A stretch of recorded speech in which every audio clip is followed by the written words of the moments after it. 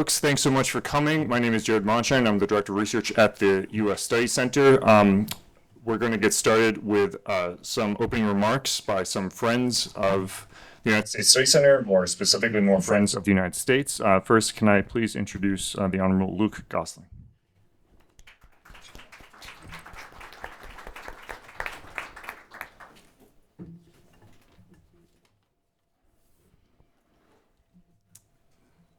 Thanks so much and welcome everyone to Parliament House. It's great to be here with you all. I will disappear in a little while, but I want to stay for some of the panel, which is a very important topic that we're discussing today, and congratulations to the authors. I acknowledge the Ngunnawal and Ngambri people, whose beautiful land our great house of democracy sits on. Today I'm standing in for my mate, the co-chair with Melissa of the Parliamentary Friends of the United States, Dr. Gordon Reid, who I was very pleased to hand over the reins to from the government's perspective. At the end of last year. He's not only a good bloke, he still plays rugby. He's an emergency physician.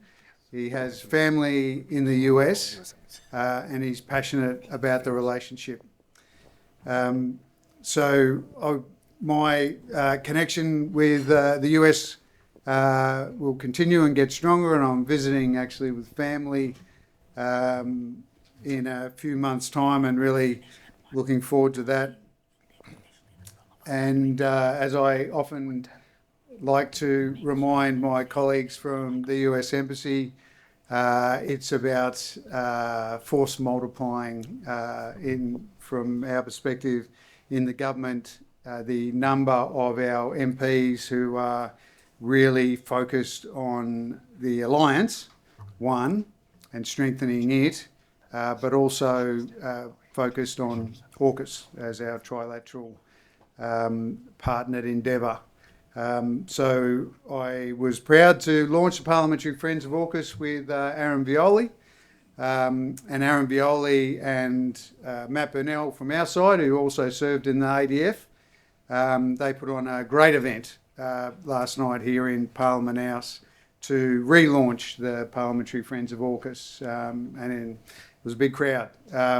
So there's a lot of excitement around both AUKUS and the continued strengthening of our relationships, particularly on the back of the PM's visit to Washington, DC, to continue to strengthen the strongest of bonds.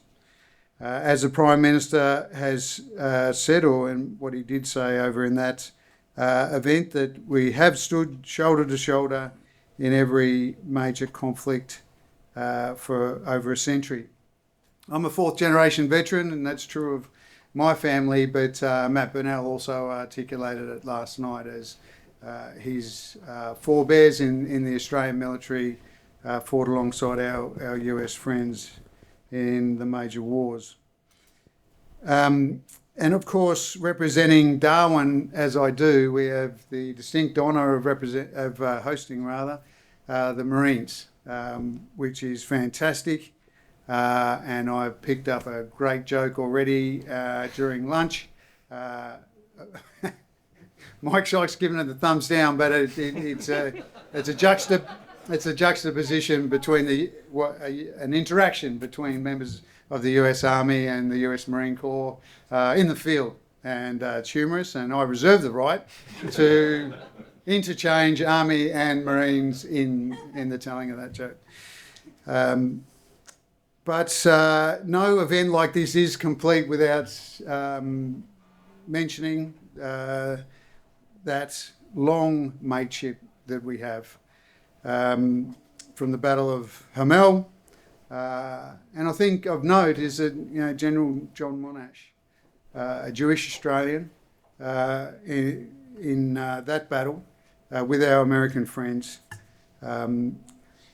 that is where our relationship in blood and fire was really born.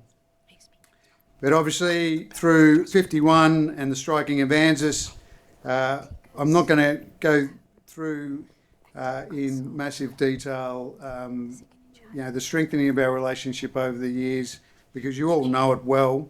But I think I just wanted to reflect on a couple of things. One is that the President has said that AUKUS is full steam ahead, and last night we saw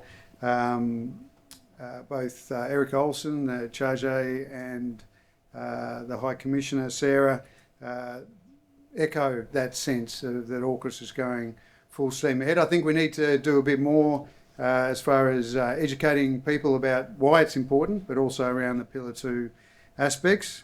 And I'm sure my colleagues will be doing that. And it was a good bipartisan event. There's a lot going on in this place at the moment, but last night it was about the fact that we need to keep this endeavour going through, Republican governments, Democratic governments, and different governments in 3 jurisdictions over multiple generations. I've probably already outstayed my welcome up here already, but I just wanted to finish by saying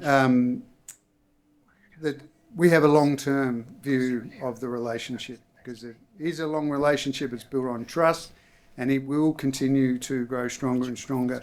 And I really appreciate the work of the Study Centre on AUKUS. I wanted just to note the great work of the Study Centre on AUKUS, and I've got a copy of this report that I'm looking forward to getting into on my flight back to Darwin. But I have every confidence in the strengthening of our alliance into the future. I really thank the Study Centre for the invitation to represent Gordon this morning. He sends his regards, and you'll hear from him during the year.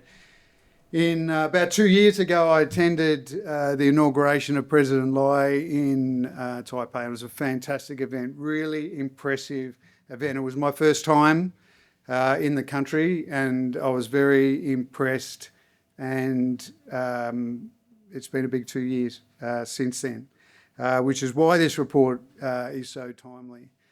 And our futures are interlinked, and I'm reminded of that when I was talking to my friends from the Taipei Economic and Cultural Society, office in Darwin just last weekend, where we were with the Timorese Chinese community bringing in the Lunar New Year. So it was good to catch up with them again. I look forward to reading the report. Thank you very much to the Study Centre for its commissioning, and look forward to a great session this afternoon. Thank you.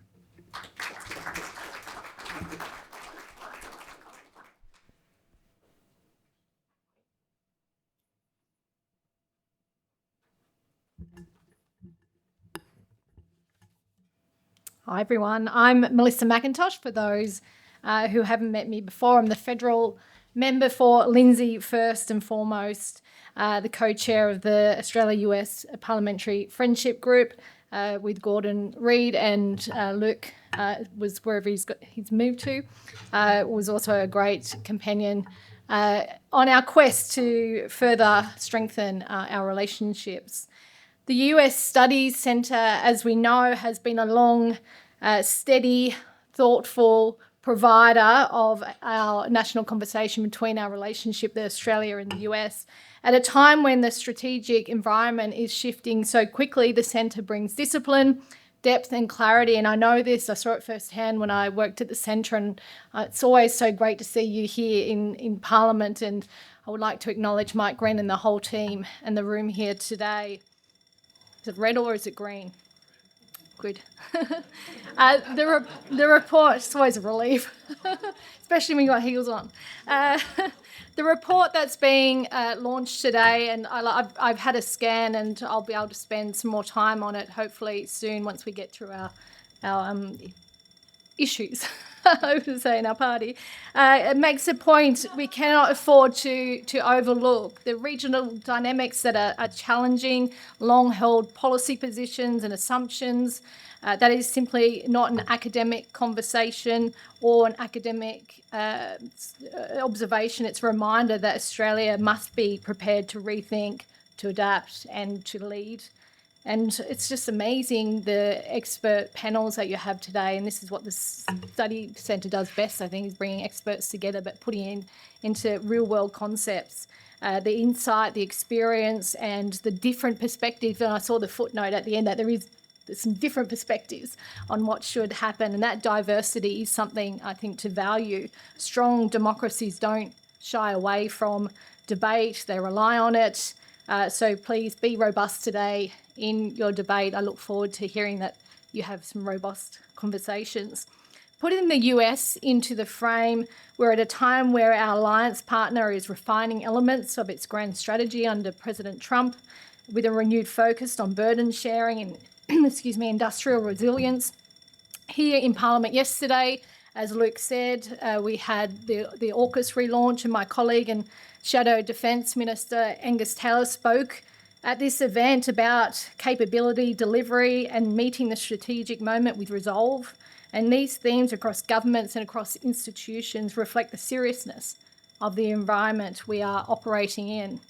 But let me say this clearly, and I say this at every opportunity, and I've done that so since I got into Parliament. It's probably because of my grounding at the centre. Our alliance with the US has always been broader than just about defence and security. It's built on shared democratic values, our economic partnership, scientific excellence, and the people-to-people ties.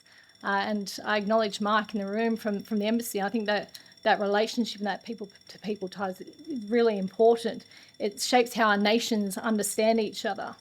From critical minerals and clean energy to cyberspace, education and advanced technology, it's one of our great strategic strengths. I'd like to give a shout out to my own portfolio here. I'm the Shadow Minister for Communications, and right now I'm looking at our reliance on the satellites in the sky for our future telecommunications. And there will be some legislation going through Parliament, but right now there is pretty much only one supplier of that LEO, low orbiting satellite technology, and that comes from the US. So I think there is a big debate on communication sovereignty to have in our country in the future, and I hope the US Study Centre is involved in that debate. The Indo-Pacific is now the world's strategic centre of gravity. What happens here will shape the security and prosperity of our nation, and we are already feeling the pressure from intensifying competition to the live fire exercises conducted by China in the Tasman Sea. These challenges are real and they are close. So the question before us, I think, is simple. Will Australia meet this moment with clarity and clear direction? I believe we can and we must. Leadership in this environment means being honest about the challenges, confident in our values and committed to the partnerships that make us stronger. It means ensuring our policies are fit for purpose, our alliance remains credible, and our national direction is guided by clear thinking rather than complacency. Australia leads best when we stand firm on our values, and we are challenged on those values every single day. We are clear in our purpose and we are confident in the partnerships that make us stronger. So thank you for being here, and best wishes for the insights and that robust debate that will help shape our country's path forward. Enjoy the day.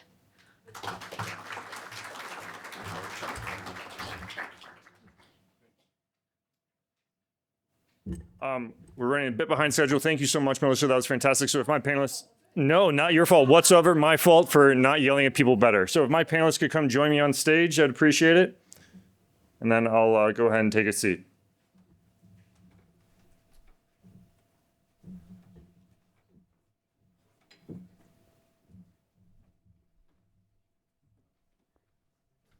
Thank you so much. That was great. I really appreciate Luke and Melissa. I've lost track of the number of times they have opened events like that for us, and very kind of them to always be so giving with their time. So I'm not sure if you looked at your program, but we're going to have two panels today. This first panel does the Trump administration have a grand strategy, or what is that grand strategy, where we're going to give a lay of the land of where the US is on this matter. But then the second panel is going to be more specifically on Taiwan and Australia. I don't know if you can tell from my very thick Australian accent, but I'm actually a Australian citizen now, as of a few months ago. And so, thank you very much. Thank you. So I can now change my pronouns and say we when I'm talking about this stuff a bit more. And I really do mean it, though, we in both the U.S., Australia, but also we in the think tank and government world beyond just the White Houses or the Lodge. We have more agency for what happens next than ever, and I've never been more excited to be doing the work that we're doing. And I am so pleased to have this panel with me today. We have an all-star panel that will really knock your socks off in terms of their accomplishments, and I could spend the next half hour just detailing their bios, but I'm going to go really fast. I hope you don't mind. So I have Justin Bassi right to my right. He is the executive director of ASPI. He has decades of government experience, most recently as the chief of staff to the foreign minister, and also was previously a senior advisor, national security advisor to the prime minister. We also have Lavina Lee, who we poached from Macquarie. Thank you very much. She's been with us for 7 months, and she has published extensively on these topics and is now at the U.S. Studies Center, the head of the Foreign Policy and Defense program. Next, we have Mr. Peter Varghese, who also has decades of government experience, most recently as the Secretary of DFAT, but is currently the Chancellor of the University of Queensland. And then lastly, we have my boss, so I can decide what's most important and in his bio, and that is obviously the fact that he's my boss. No, he is the CEO of the U.S. Studies Center, and not only does he come with decades of experience both in and out of government, but he also worked on the National Security Council in the George W. Bush administration and has worked in the Pentagon. And so I don't think we could have imagined a more esteemed panel to discuss the issues of today. So the issue of today, for this panel in particular, is the Trump administration's grand strategy, or perhaps lack thereof.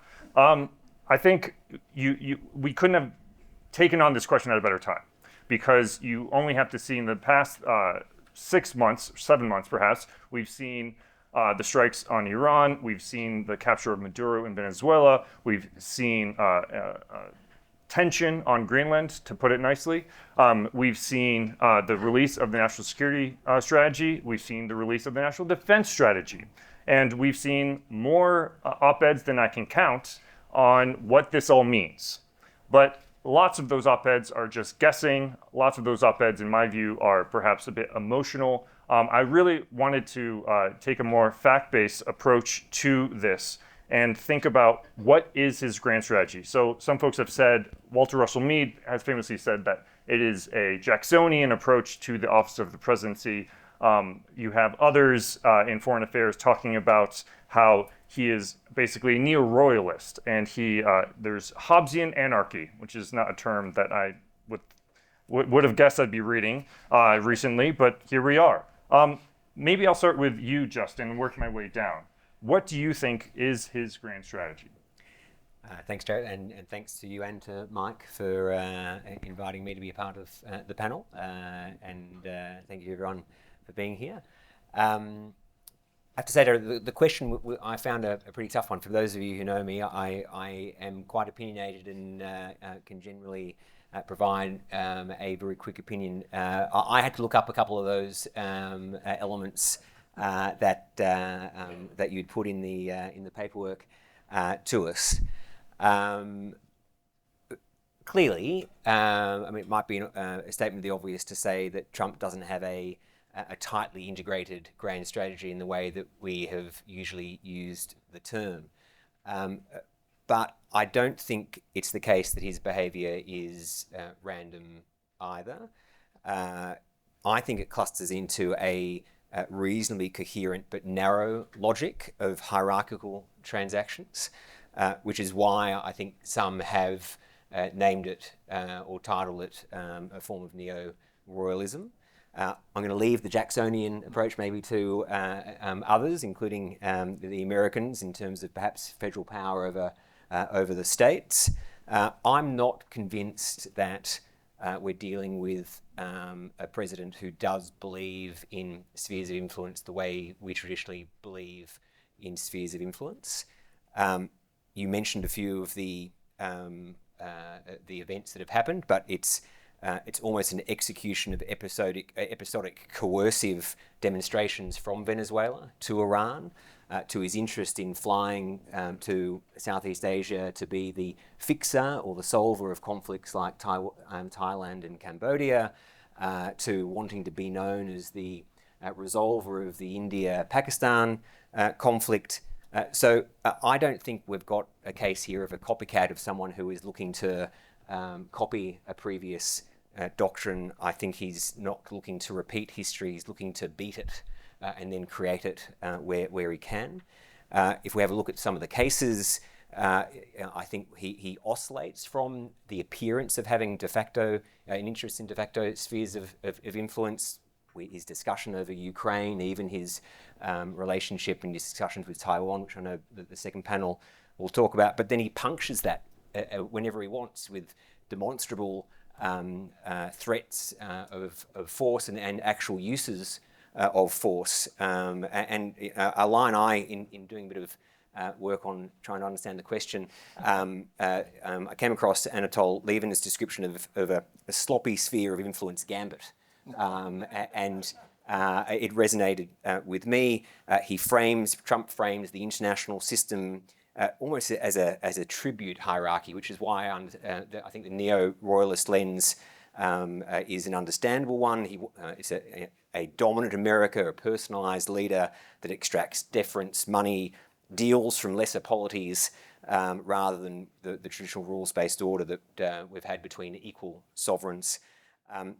I think you want to hear more, give a chance to the other panelists to answer the same question. But I think it's interesting that the academic and the researchers talking about the grand strategy, neo-royalism, we've got the people on the streets, the activists talking about no kings. So I think there is, at all levels of society, I think there is something to that hierarchical order. He really does want to trade protection for access, for investment, for public displays of deference. He treats legal institutional constraints as flexible theatre. It's all about personal status, televised dominance.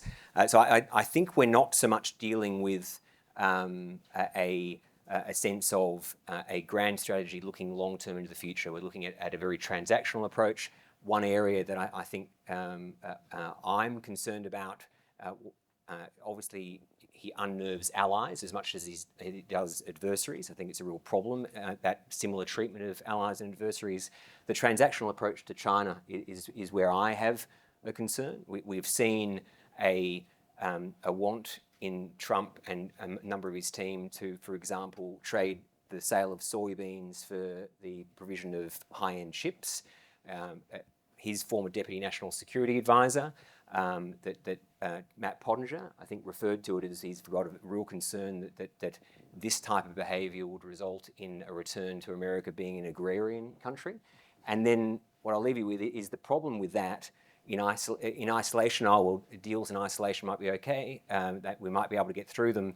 But how does an America say to its traditional allies that you shouldn't do the same thing? And so when we saw Prime Minister Carney go to China just a couple of weeks ago, there was in effect a trade of a canola seed for the electric vehicle market in Canada, and the reports of UK Prime Minister Carney trading a mega embassy for a meeting.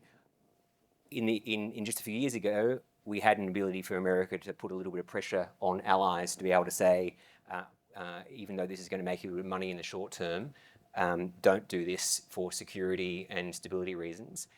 That type of tactical transactional side makes that role harder. Thank you. Maybe I'll go to Mike next, and then work my way to me, because I'm keen to hear your response to that, Mike. Well, my first thought is I'm really gratified that Justin had to do homework, because when he invites me to ASPE, I just make it up as soon as I sit down. So I owe you one. Thank you. And I thought Justin actually characterized it really, really well.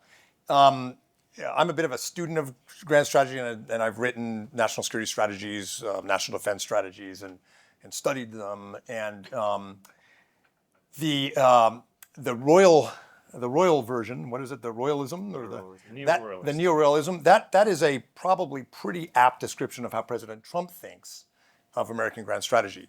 But it raises the question: is that enduring, and is that sustainable? And I think the answer probably is no. When de Tocqueville traveled across the United States in the first part of the 19th century to understand democracy, he actually wrote about strategy. And this is at the time of Metternich and Castlereagh and the Concert of Europe and sort of the height of statecraft in Europe. And he studied the Americans, and he said, it's a fascinating idea, democracy, but they will be incapable of grand strategy. Too much debate, can't keep a secret, too many checks and balances. The word strategy comes from the Greek strategos, from the commander. You know, that the Americans can't keep a commander in place. And fortunately, he was right, in a way. The American way of doing strategy is a scrum. It's a contested, ever-changing process, a meta process that is very much shaped by events, by adversaries' moves, by assumptions being broken. And I can tell you from my time in the Pentagon and the White House, from allies, timely intervention. And so when you look at what the president is doing as American strategy, it is this sort of predatory royalist, what's in it for me approach. But the reason I think it's not sustainable is because of the system of government. President Theodore Roosevelt, President Franklin Delano Roosevelt, Nixon, all had big, bold changes in American strategy. They were all deep, deep students of history, which President Trump is not, but they also had public support. And Nixon lost it, but at the time of the opening to China, the Guam Doctrine, he had very high support for his policies. Theodore Roosevelt had it, and of course FDR had it. What about Donald Trump? So 85% of Americans think attacking Greenland is a terrible idea. About the same number trust and respect Canada. Right now, about 60% of Americans say that ICE has gone too far in Minnesota. About 60 to 65% of Americans don't like tariffs because they know it causes high prices. 60 to 75% of Americans in polls like allies. So if you just look across the polling, or if you know Congress and what Congress thinks, there's not a sort of institutional or popular basis for the predatory things we see. There's a theatrical element, and it works politically in the short term, but it's not like the Truman Doctrine or Theodore Roosevelt's expansion of the Pacific. It's not something that has legs. So then the question is, what is the impact? And I think here people who look at strategy are worried about institutions, worried about the corrosion of congressional authority, State Department, academic research, the obvious corrosive effect on alliances. But that's a rebuilding process. That's not a new strategy. Now, that's in 2026. What happens after 2 or 3 years of this? I think what you're going to find is very likely the House of Representatives slips to the Democrats. They control the budget, hearings. There's going to be a lot more contestation. And so I think the royalist aspect of President Trump will be increasingly constrained, but the contestation will increase. There'll be more sparks. It could be potentially even more dysfunctional. And so I don't think it's a long-term strategy, but I keep thinking of the scene in Last of the Mohicans before Daniel Day-Lewis, I can't say his Huron name, his Mohican name, but before he jumps off the waterfall, he turns to the two women who he's leaving behind to be captured by the Huron, and he says, no matter what happens, you must stay alive. I think that's sort of the question is how do you keep the alliances, the system, the institutions going, growing at a time when there's this unpredictability and this predatory aspect. And I would also end by saying that not everything the Trump administration is doing is a problem. There are some aspects, energy policy, for example, that are making the U.S. stronger. So it's mixed, but it's going to be a bit of a hard slog. But it's not. We're not going to be talking in 10 years about the Trump Doctrine the way we talked about the Truman Doctrine or containment or anything like that, in my view. Peter, and then Lavina. Yeah, well, look, I think you need a certain comedic flair to argue the point that Trump has a grand strategy, because I see very little evidence of a strategy, grand or otherwise. And that is really a very difficult conclusion for Australians to reach, because, you know, from our earliest days post-Federation, we have dealt with the US as a sophisticated power. And now we're dealing with a US imperium, and I use that word advisedly, that is very scantily clad. So it may be that policy making in the US is a scrum, Mike, but we have seen it capable over a sustained period of time of delivering remarkably sophisticated grand strategies. You cannot have a grand strategy if you put unpredictability at the center of your approach. Unpredictability is a tactic.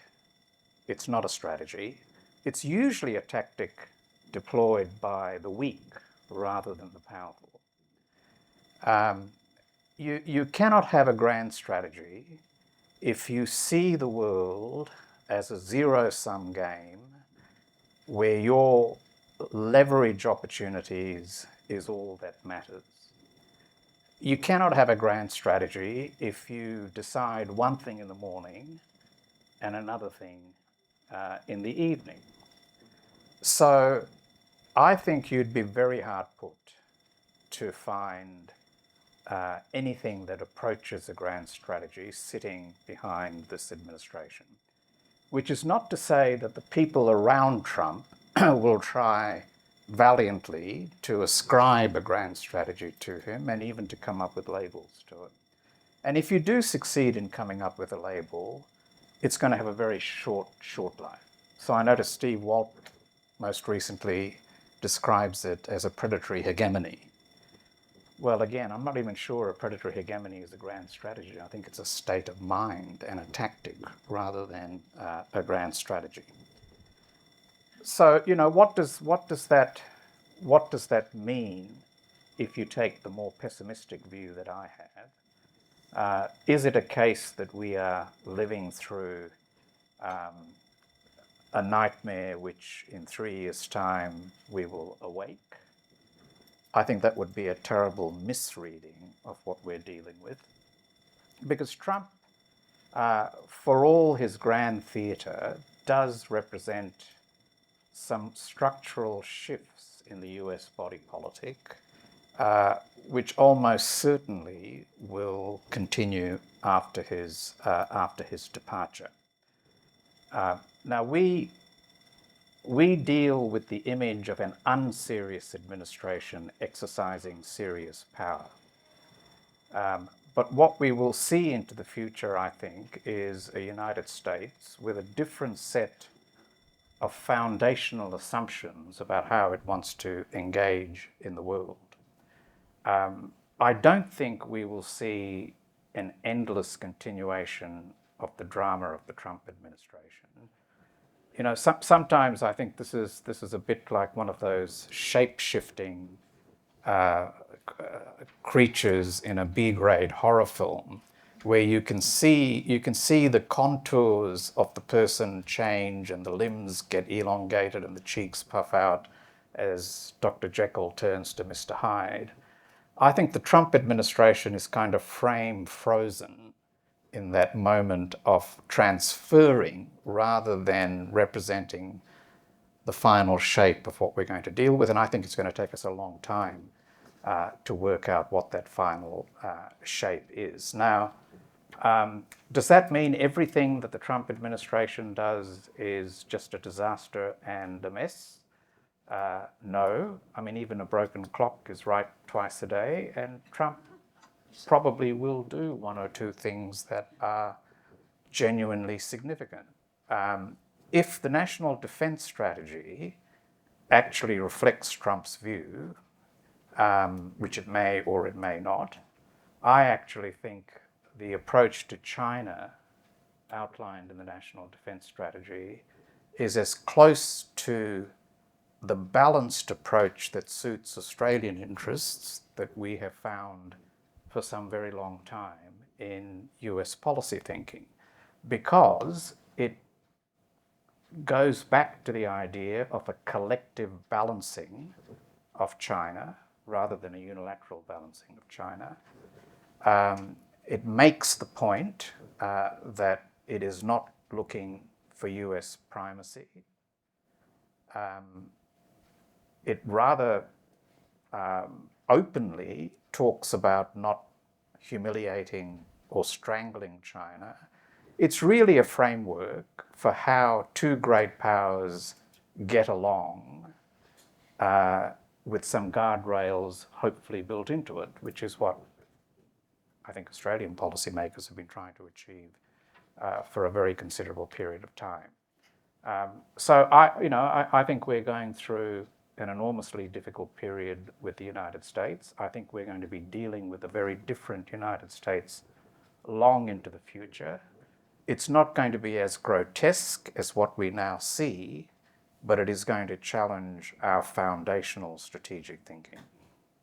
Thank you. Yeah, no, interesting the mention of the NDS, because I believe it does not mention Taiwan in the NDS as well. And in terms of a different U.S. long-term into the future, I wonder about a different U.S. short-term into the future after the April summit and how much the documents change from there on out. So yeah, I think that is a good point about where is the U.S. on China and the lack of a sort of a desired end state. Lavina, let's bring us home on this question. Okay, last one. Hard to say what to fill in the gaps. Look, it is a difficult question. So I share Justin's remarks earlier. I think, look, we're here. It's been a year. So we anticipated some aspects of what the Trump administration was going to do. The pressure on allies, I think that was foreseeable. There are a lot of other things that were perhaps more surprising and definitely more dramatic than we expected. When you think about a grand strategy, of course, it means something that's a 20 to 30 year strategy. I don't see a 20, 30 year strategy. I see a 20, 30 year vision for where the Trump administration wants to see America. And I do think, maybe I slightly disagree with Peter in that I do think that 20, 30 year objective is that the United States reclaim its preeminence, and that the Trump administration thinks that it has lost that preeminence and dominance, and that was largely a self-inflicted wound, that decades of liberal internationalism, of underwriting a global order, really benefited other countries more than it benefited the United States. So providing public goods, underwriting a World Trade Organization, the World Trade System, being the world's policeman, carrying allies, all of that meant others got more than the United States got. So it's a very much a relative gains, absolute gains, the United States is now thinking very much in terms of relative gains. You started off with Jacksonian, Hobbesian, neo-royalist. I would pick Hobbesian anarchist as the one that, for me, encapsulates what's going on. Because I think for him, the currency is all about power and material power at base. And it's about consolidating control, executive power within the United States. It's also, I think you can see in the national security strategy, very clearly that kind of domestic narrative about the United States society and culture having lost its way. I know it's very ideological, and we find it hard to understand how DEI and identity politics is really at the center of what the Trump administration thinks has gone wrong in terms of meritocracy in the United States. Industrialization or reindustrialization. I think the Trump administration, or Trump himself, especially after COVID-19, really was quite shocked at the fact that the United States doesn't make that much anymore and relies on so many things, very core things from other countries. So tariffs, yes, we don't like them, but the whole substance behind it is force countries and businesses to go behind the tariff wall. Energy policy is all about reindustrialization, and making cheap energy is an essential ingredient. So if I were to say what is the ultimate objective, it's about recapturing American dominance 20 to 30 years down the track. It's about really understanding that the world is a world of material power and relative gains. So if we are to try and make sense of the kind of disparity of what goes on from day to day, as you know, we're kept busy on a day-to-day basis by what we see in the newspaper. But if we were to step back, it's a deep skepticism of institutions and a very Hobbesian, power-oriented world. Fantastic. Now, Before we get to the second question, just Please. you mentioned emotion at the beginning. I do think, going to Mike's point, that it's not all bad. I do think there is a risk that we all become so emotional that we can't look past the fact that if you don't like Trump, therefore everything's bad. If Trump gave weapons to Iraq at the same time as giving weapons to Iran when they were at war together, and looked past Iraq gassing their enemies with a known chemical weapons program, there would be furor. Well, Reagan and Bush did that. So America has always done certain things that we don't like. It's what a major power does. I think it's America has been, in my view, the outlier. No major power in history has been as great for the world as the US. What they've done since post-World War II, but they haven't done everything right. They've done plenty of things wrong. We happen to know it, we see it, and sometimes Trump says things that American presidents have said privately before. So I think sometimes we do have to make sure we don't get so emotional that we can't actually see a little bit of what Mike said about where good things happen, but also not always act like it's everything is unprecedented. perfectly said. And on that note, I think I want to move to the next question. You might see in our motto behind us, Analysis of America, Insights for Australia, Solutions for the Alliance, we don't like to just stare at problems and just guess what's going on or just throw things at the government saying you're bad. We actually like to think about solutions and pragmatic, evidence-based ideas on possible ways forward. So maybe I'll just, again, start with Justin and work my way down. Thinking about a plan B. We've seen so many op-eds, again, I've lost count, of how Australia needs to think about a plan B, and needs to ask itself questions about what that plan B is. And I find that frustrating when op-eds end with that, because I'm thinking to myself, why don't you try to think of a plan B and put an op-ed out about it, what that actually looks like. So now I get to get my vengeance on those op-ed writers and ask the panelists, what is actually a plan B for Australia in particular? There's unprecedented uncertainty in about the U.S. Behavior, but amidst all of this, and all these released national security, national defense documents, what do you think is a realistic, feasible plan B for Australia right now? And I know that's no small question, but if I could just ask you to keep your questions a bit brief because we're running over. Sorry. That's my fault. I feel seen when you criticise general op-ed writing. I think you wouldn't have seen it, Jared, because I don't think there is a plan B for Australia. There's definitely not a plan B for Australia in the way there is for Europe. I think we have to be realistic to say that if there was a breakaway from NATO and the US left Europe to fend for itself against Russia, well, the non-US side of NATO and EU should be and is strong enough to constrain, compete, and defeat Russia. It's not the same for the Asian allies. If the US were to leave the Indo-Pacific, as much as Australia and Japan and the other allies have absolute strengths, we are unable to compete and deter China without the US in some form. So I think the idea that the Australian government would be looking at a plan B involving a level of self-sufficiency without the US, I don't think it's even worth spending time on.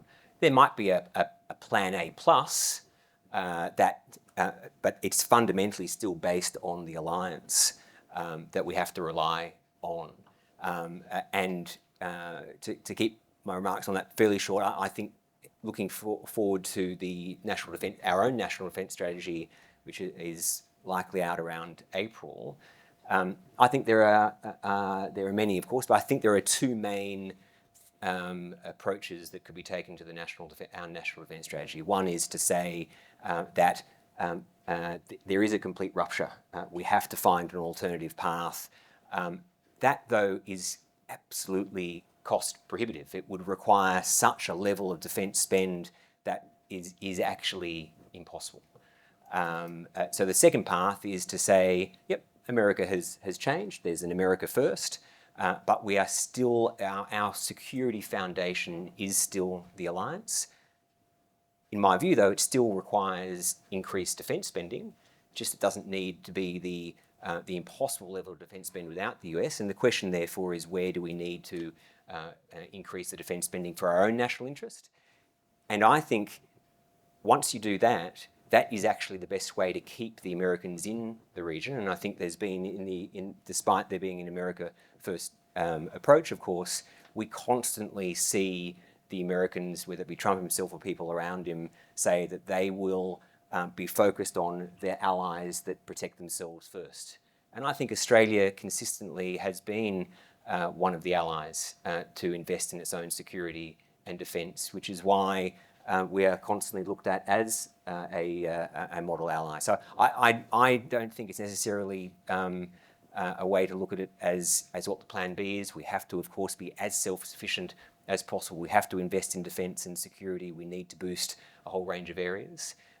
But the reality is we don't compete and deter in this region and maintain deterrence in this region without the Americans.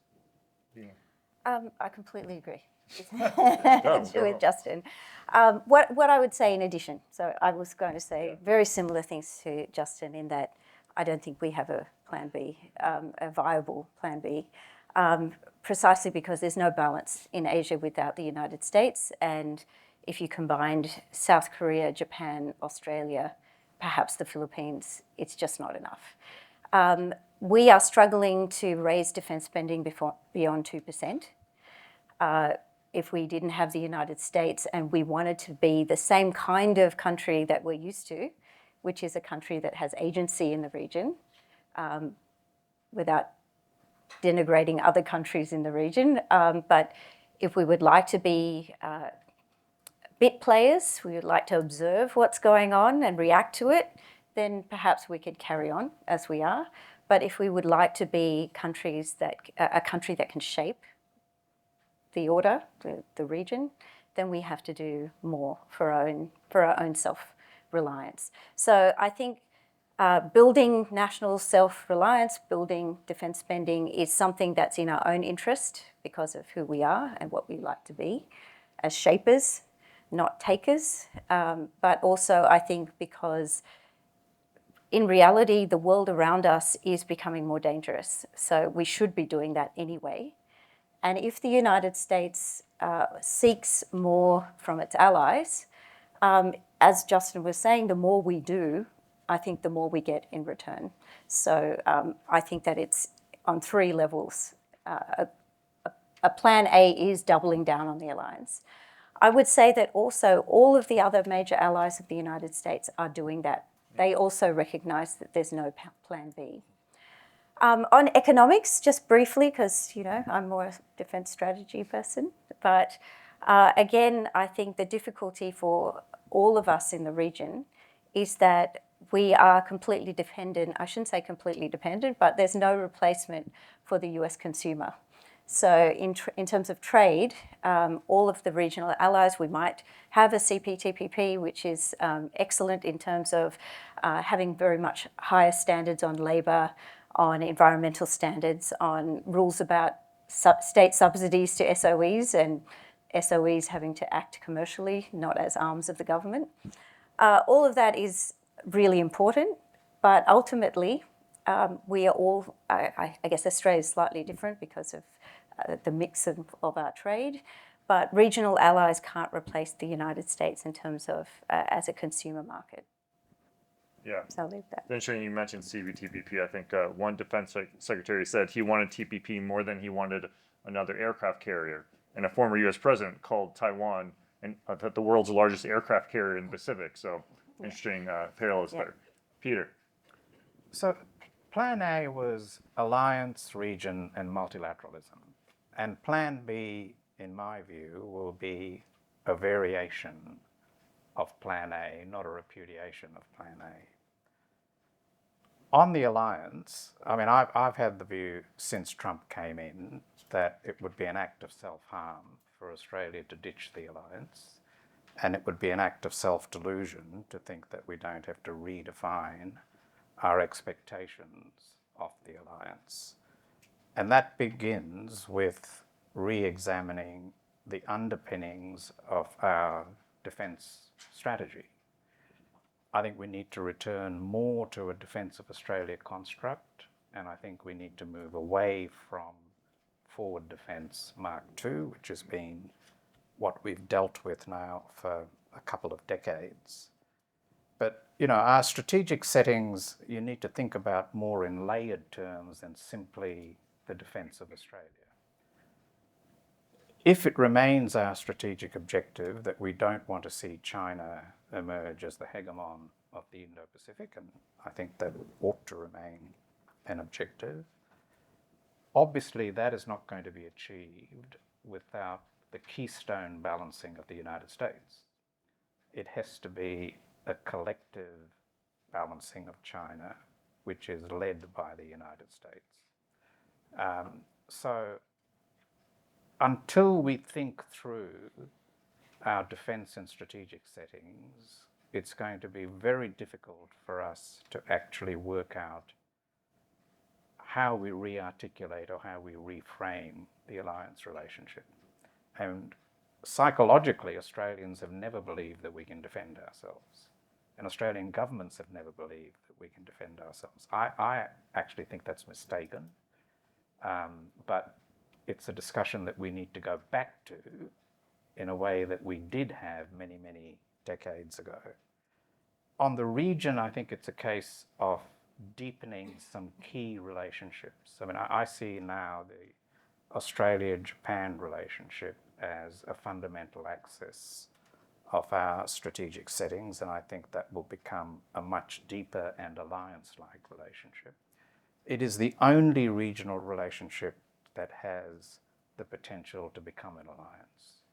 All of our other regional relationships might deepen, but they will remain ultimately limited liability partnerships, not exclusive strategic relationships, which is what an alliance demands.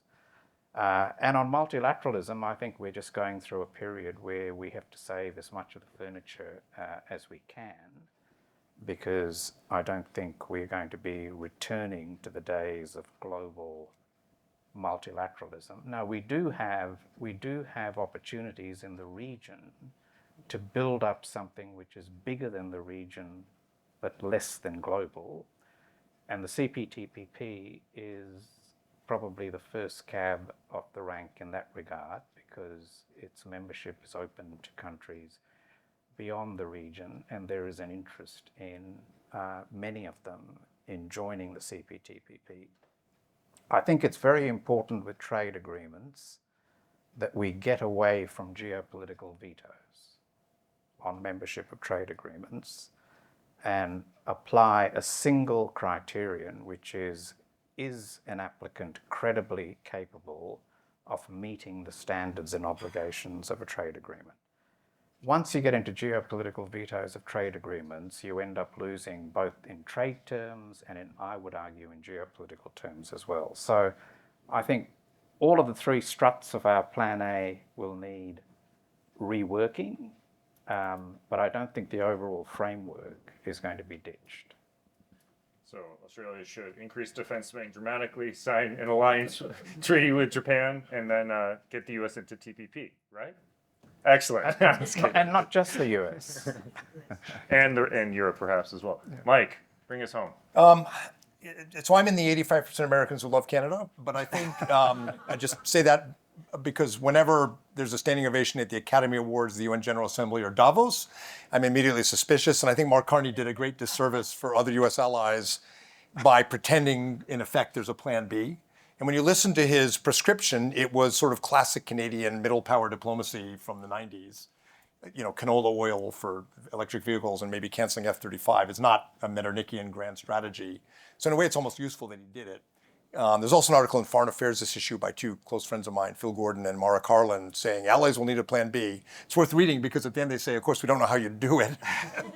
So I think the panel captured that well.